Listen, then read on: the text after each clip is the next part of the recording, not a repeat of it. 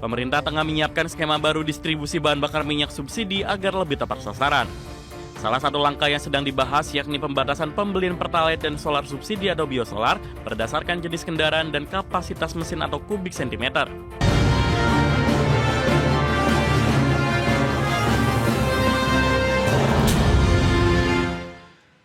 Ya, pemerintah tengah menyiapkan skema baru distribusi bahan bakar minyak subsidi berdasarkan jenis kendaraan dan kapasitas mesin. Pembatasan berdasarkan jenis kendaraan dan kapasitas mesin ini berpotensi menghemat konsumsi BBM subsidi 10 hingga 15% dari total volume penyaluran nasional. Pemerintah tengah menyiapkan skema baru distribusi bahan bakar minyak subsidi agar lebih tepat sasaran.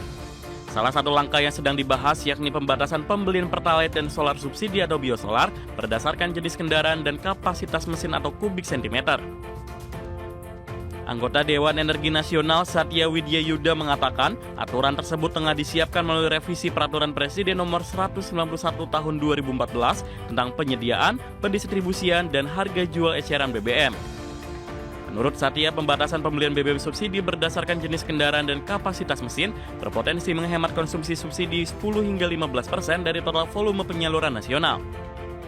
BBM, Pertalite, Solar, ya terserah nanti kalau Perpres 191 itu yang sudah didiskusikan juga kemarin di DEN dengan Patra Niaga itu bisa kita realisasikan, kita batasi ya walaupun itu masih commodity subsidy.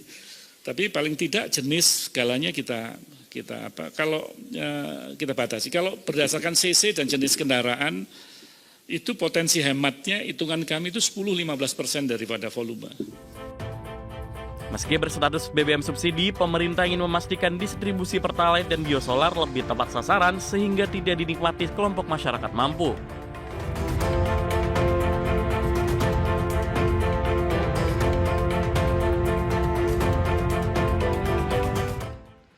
Baik pemirsa, untuk membahas tema kita kali ini, menilik rencana skema terbaru penyaluran BBM dan LPG bersubsidi, kita sudah tersambung melalui Zoom bersama dengan Bapak Mose Rizal, Ketua Komite Investasi Aspermigas, kemudian juga Bapak Tulus Abadi, Ketua Forum Konsumen Berdaya Indonesia. Langsung saja kita sapa ini. Halo Mas Mose, apa kabar? Baik Mas Pras, terima kasih sudah diundang. Baik, terima kasih juga atas waktu yang disempatkan. Pak Tulus, apa kabar Pak? Ya baik, alhamdulillah. Apa kabar Mas Pras? Kabar baik juga Pak Tulus, terima kasih atas waktu yang disempatkan. Dan sebelum membahas lebih jauh, kita ke Aspermigas terlebih dahulu. Bagaimana Aspermigas memandang skema penyaluran BBM serta LPG subsidi ini selama ini dalam konteks ketahanan energi nasional, begitu Mas Mose? Memang sudah lama BBM masuk juga LPG subsidi ini bisa kita bilang distribusinya dan penjualannya ke Jakarta ke diperlukan dan juga belum sasaran. Makanya kami happy sebenarnya beberapa tahun yang lalu Pertamina mengeluarkan skema QR code ya, di mana akhirnya bisa kita lebih lagi sasaran lagi, walaupun sampai sekarang masih banyak penggunaan. Ya, terutama di LPG 3 kilo, saya lihat juga masih banyak orang-orang masyarakat yang mampu dan juga restoran-restoran yang justru masih menggunakan LPG 3 kilo dibandingkan dengan LPG yang biru atau yang ya. Nah itu memang perlu harus dibenahi dan kita juga selalu mendukung pemerintah untuk bagaimana program ini bisa lebih tepat sasaran, jadi menghemat PPN juga nih. Kita juga seperti Indonesia di masalah subsidi ini luar biasa, triliunan kita nilainya. Jadi ya kita memang program yang harus lebih tepat sasaran dan manfaat. Kita kan di era digital sekarang sebenarnya pun sudah lebih mudah untuk kita bisa mengintegrasikan bahwa masyarakat yang tidak mampu, UMKM yang menikmati juga subsidi ya, itu juga harusnya bisa lebih akurat dengan digitalisasi sekarang. Jadi kemarin dari tahun yang lalu kan IPTP ini sebenarnya sudah cukup tinggi ya, katanya ada NFC chipnya dan lain sebagainya, apa itu bisa dimanfaatkan juga gitu tolong, jadi lebih mudah, jangan terlalu banyak kartu itu. Ya, QR code kemarin dengan Pertamina atau Patraniaga itu juga cukup bagus. Tapi saya pikir sebenarnya dari awal itu sebenarnya sudah lebih ke Baik. yang membutuhkan, ya, menerima, bukan berbasis komoditas sebenarnya kan. Ya, itu kan sebenarnya khusus untuk subsidi untuk yang Oke. menerima yang membutuhkan gitu. Jadi Baik. terusnya lebih bagus kita dukung. Oke, itu dia. Perlu mencari memang program-program yang tepat sasaran yang paling utama begitu ya, terutama pada saat implementasinya di lapangan. Nah, sekarang nih FKBI, Forum Konsumen Berdaya Indonesia sebagai pengguna user begitu melihat bagaimana sih skema-skema penyaluran BBM bersubsidi maupun LPG bersubsidi hingga saat ini, Pak Tulus. Ya, baik, terima kasih. Jadi saya kira memang seperti kata Pak Moses bahwa isu pengendalian bahan bakar bersubsidi termasuk gas LPG ini kan sudah lama ya, dan Baik. sampai sekarang juga pemerintah belum pernah merevisi regulasinya tadi nomor Perpres 161, dan apalagi sekarang ada trigger terkait dengan geopolitik global, saya kira memang menjadi tantangan besar untuk pengendalian. Nah, yang kritis sebenarnya kalau yang untuk kendaraan bermotor dalam hal ini mobil sebenarnya tidak terlalu sensitif, dalam arti memang kendaraan dengan merek tertentu, kemudian CC tertentu, saya kira sudah pantas untuk pengendalian bahan bakar, karena memang sebenarnya sejak dari pabrikan mereka sebenarnya dimandatkan untuk menggunakan bahan bakar jenis oktan number yang lebih baik, yaitu 92 ke atas, bukan oktan number yang 90 apalagi premium. Cuma yang kritikal di sini sebenarnya adalah gas LPG 3 kg. Nah, kalau nanti pendataan salah, ya ini yang kita khawatir nanti akan menggerus daya beli masyarakat, dan kemudian masyarakat akan terbebani dengan pengeluaran yang tinggi karena LPG 3 kg rata-rata dalam sebulan itu adalah pemakaian masyarakat minimal 3 tabung LPG.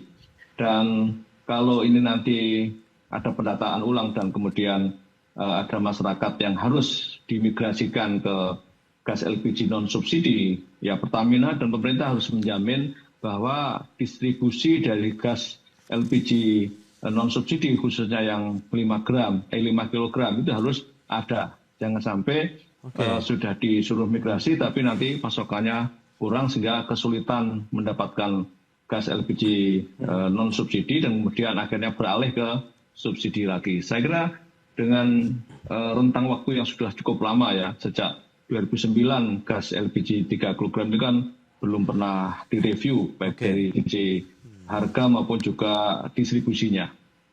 Baik, itu yang perlu direview dari sisi harga, kemudian bagaimana alokasi pendistribusiannya juga yang memang ya lagi-lagi kita bicara mengenai implementasi ataupun pelaksanaannya di lapangan. Nah, Mas Moses sendiri melihat bagaimana dengan kondisi saat ini? Apakah memang urgensi untuk penyusunan skema baru ini juga perlu dilakukan? Kemudian bagaimana pembatasan jenis kendaraan ini bisa lebih efektifkah? Dalam artian tadi CC, kemudian bagaimana juga tahun pembuatan misalnya juga di sana, Mas Moses?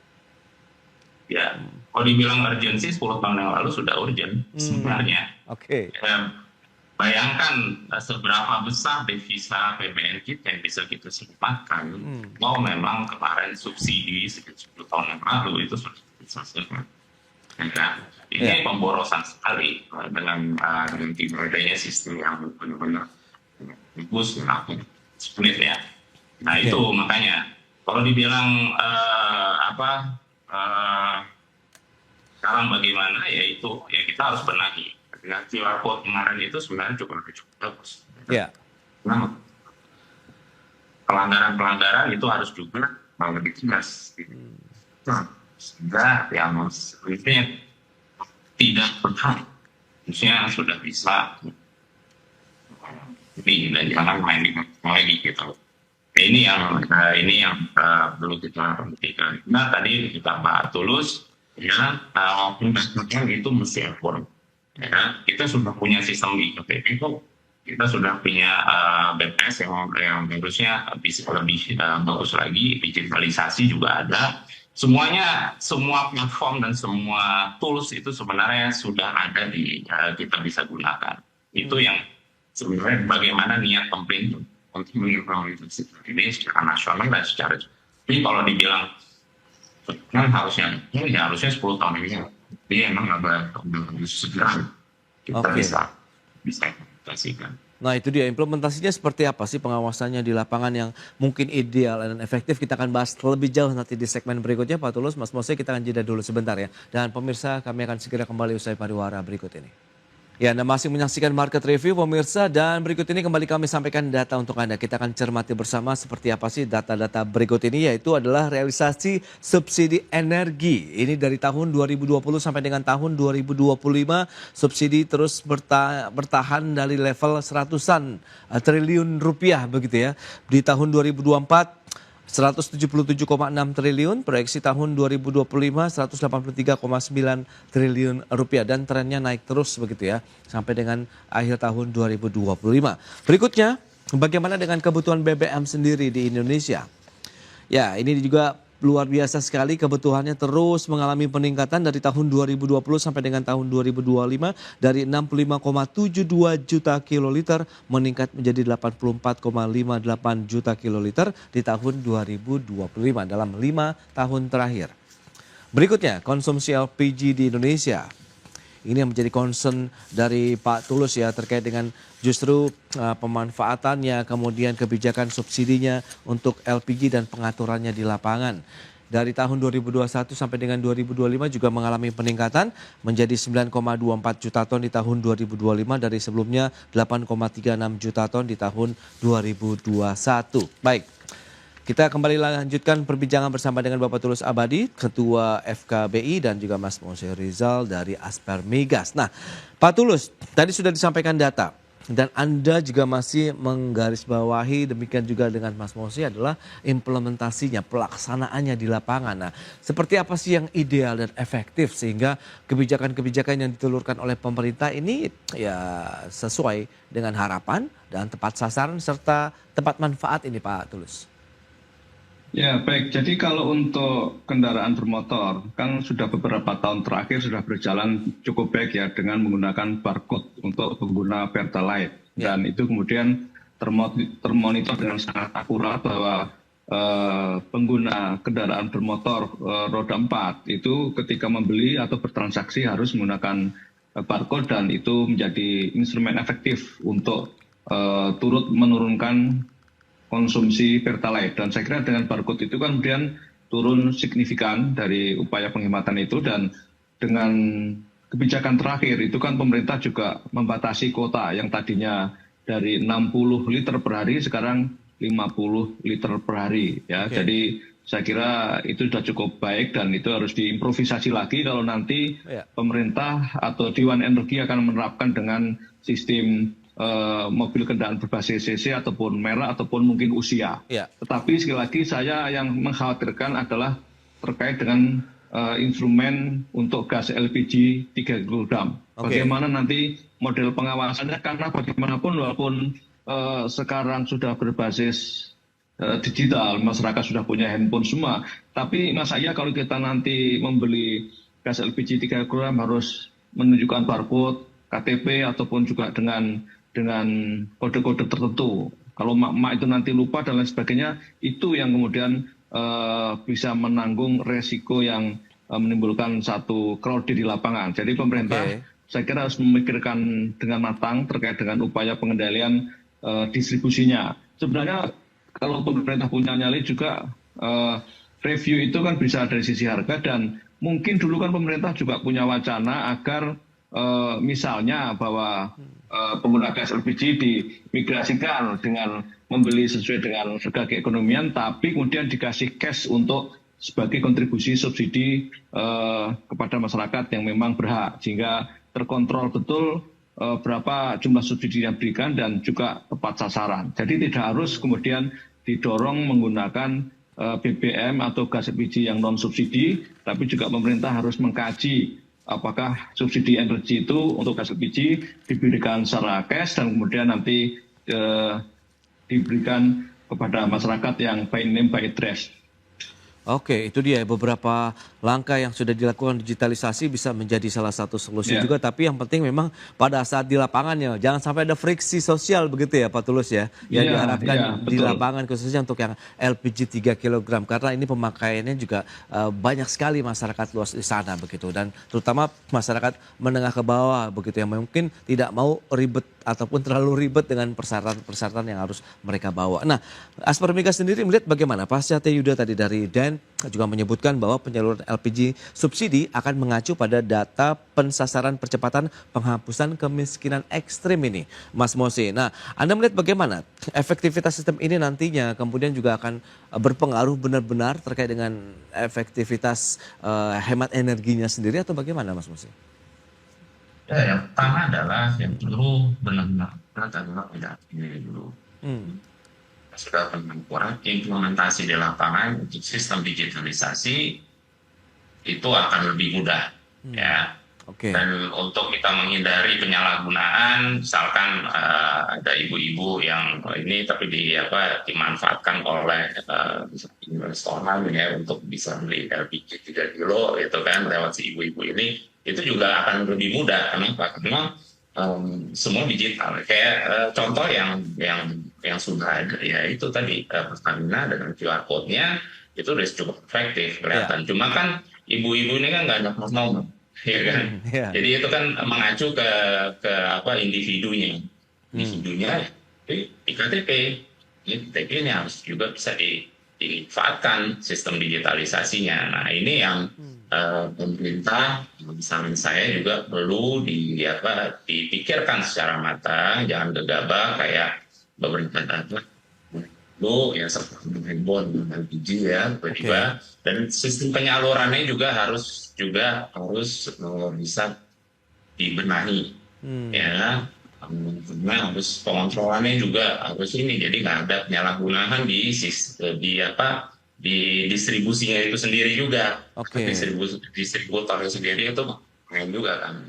Nah itu juga harus untuk memang benar ini adalah upaya untuk mengurangi tingkat kemiskinan ya, karena sasaran, sehingga dengan devisa yang kita bisa selamatkan, APBN kita bisa selamatkan, kita bisa memberi lebih lagi kepada masyarakat yang membutuhkan, sehingga bisa lebih lagi pemerintah punya upaya, punya daya ya untuk mengurangi tingkat kemiskinan. Nah ini kan bagus.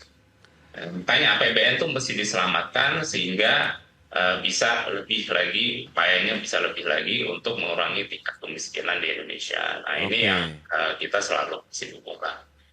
Itu jelas. Jadi begitu sih Pak. Nah, Mas Mosi, yang lebih struktural, kalau kita cermati bagaimana sebenarnya kita bisa mengurangi ketergantungan terkait dengan impor BBM dan LPG ini, bagaimana Anda melihat? Sehingga paling tidak di satu sisi kita ada penghematan BBM ke energi di sana, tapi di satu sisi kita juga bisa meningkatkan kemandirian kita begitu dari energinya sendiri.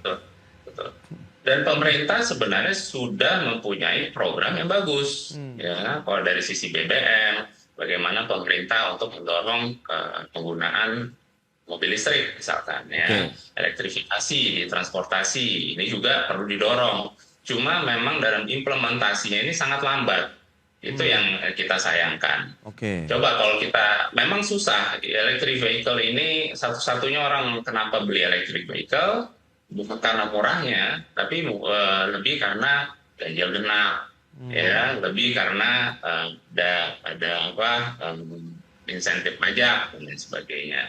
Nah itu mesti harus terus dilakukan, jangan sampai justru jadi dikurangi, karena kita masih push. Nah di satu sisi LPG, kalau masalah LPG sebenarnya kita ini adalah produsen gas yang salah satu yang top 10 ya di dunia, ya.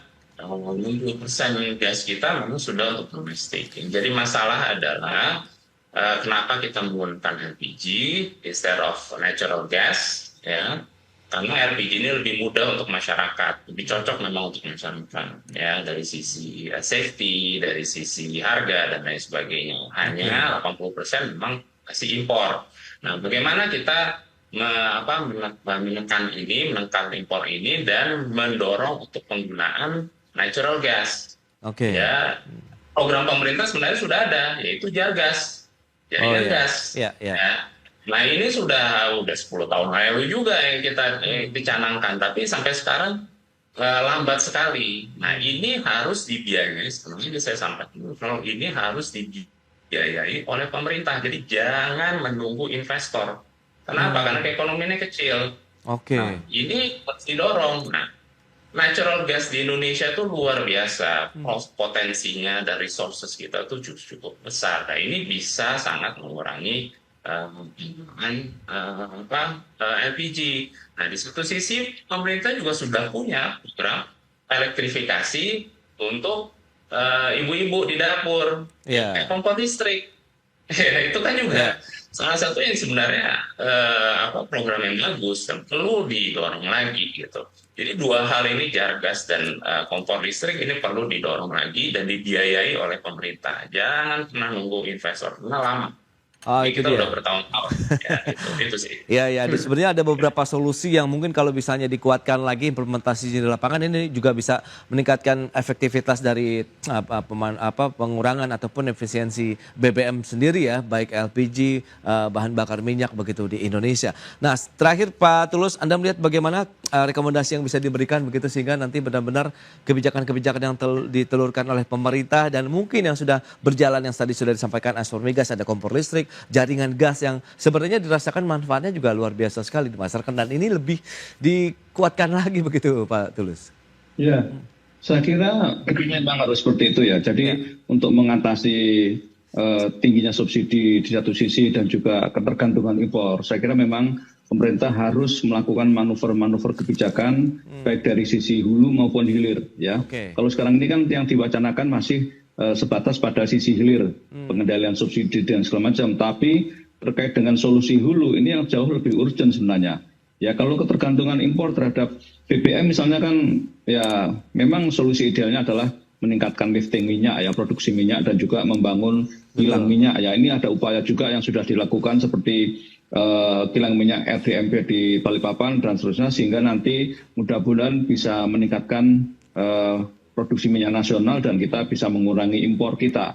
Dan untuk LPG 3 kg memang itu menjadi masalah ketika kita diwajibkan menggunakan gas LPG karena di satu sisi impornya makin melebar seperti tadi kata Pak Mose lebih dari 80%. Nah ini bisa dilakukan dengan dari Jargas ataupun juga dengan CNG.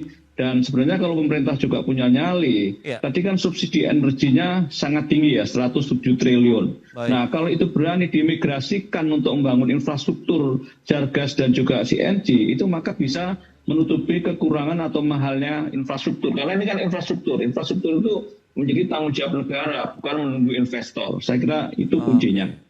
Itu dia yang perlu dilakukan lagi-lagi memang bolanya kita kembalikan kepada pemerintah untuk bisa membangun lagi jaringan gas tadi untuk lebih dikuatkan lagi. Mungkin investor agak sulit ya, mungkin kita harus bisa biayai diri kita sendirilah untuk itu bagaimana energi ini bisa dirasakan manfaatnya oleh masyarakat luas dengan biaya yang terjangkau juga di sana dengan adanya subsidi juga di sana. Baik, Pak Tulus kemudian Mas Mose, terima kasih banyak ini atas informasi update dan juga insight yang sudah diberikan kepada pemirsa pada hari ini. Selamat melanjutkan aktivitas Anda kembali, salam sehat. Sampai berjumpa kembali Pak Tulus, Mas Mose, terima kasih. Baik, sama-sama. Terima kasih.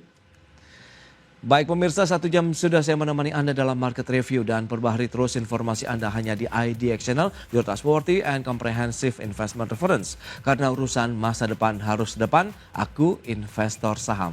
Saya Prasetyo Wibowo beserta seluruh kerabat kerja yang bertugas pamit undur diri. Terima kasih dan sampai jumpa.